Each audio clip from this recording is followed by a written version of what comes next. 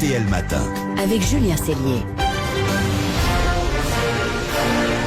Un air d'Amérique. Et l'édition spéciale continue, 5h40 sur RTL. RTL avec vous pendant cette crise du coronavirus. Crise chez nous, mais crise mondiale. On va partir tout de suite aux États-Unis rejoindre notre correspondant à New York, Philippe Corbet. Bonjour Philippe. Bonjour Julien, bonjour Marina, bonjour à tous. Bonjour Philippe. Vous voulez nous parler ce matin d'une étude absolument inquiétante sur la mortalité potentielle du virus aux États-Unis. Oui, je peux vous dire que c'est un rapport qui a impressionné le président Trump et qui explique d'ailleurs le changement de ton radical qu'on constate ici depuis lundi. Il a vraiment endossé le costume de chef de guerre, puisque lui aussi, comme le président Macron, parle désormais de guerre.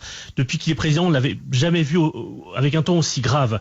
En quelques jours, le changement est spectaculaire et la Maison-Blanche laisse entendre que c'est un rapport de chercheurs britanniques qui a reçu l'équipe du président ce week-end, qui a amené Donald Trump à vraiment prendre la mesure du péril qui guette le pays le plus puissant du monde.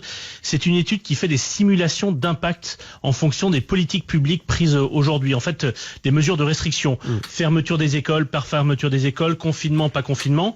Alors je préfère vous prévenir, ce que je vais vous dire est un scénario catastrophe, c'est-à-dire le grand pic de la courbe, si vous avez vu ce graphique ces derniers jours, et c'est dans l'hypothèse où aucune restriction de regroupement n'est prise, mais des restrictions de regroupement ont été prises. Selon cette étude, le coronavirus pourrait tuer dans les prochains mois jusqu'à 2 200 000 personnes, rien qu'aux États-Unis. C'est considérable, c'est énorme. Oui, et pour vous donner un ordre d'idée, l'étude est aussi menée pour le Royaume-Uni, qui a une population à peu près équivalente à la France. Et là encore, dans le scénario du pire, avec les mêmes restrictions que j'évoquais, dans le scénario du pire, plus d'un demi-million de personnes pourraient mourir.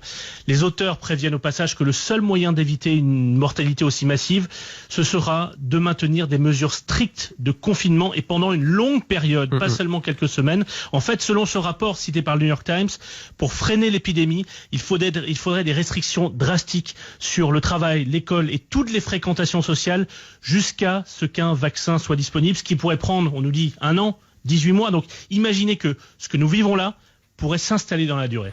Ça veut dire aussi que les systèmes de santé ils vont être submergés, particulièrement aux États-Unis. Oui, c'est pour ça que le gouverneur de l'État de New York ici appelle à l'aide avec gravité l'État fédéral et donc Donald Trump. C'est ici à New York que semble être le foyer de contamination le plus actif et le plus dangereux. Le gouverneur a obtenu du Pentagone de construire sans attendre des hôpitaux de campagne. L'US Navy prépare déjà 2 navires hôpitaux. Chaque bateau compte 12 salles d'opération et 1000 lits, un laboratoire, des hélicoptères pour amener des malades. Donc le Pentagone a déjà mobilisé ces 2 navires, mais la mairie de New York pense que ce ne sera pas suffisant et veut utiliser le Javits Center, qui est un peu l'équivalent de la porte de Versailles. C'est juste en bas du bureau RTL. Transformer cet immense centre de convention en hôpital de campagne. Il est même question d'utiliser rapidement aussi le Madison Square Garden, qui est l'équivalent de Bercy.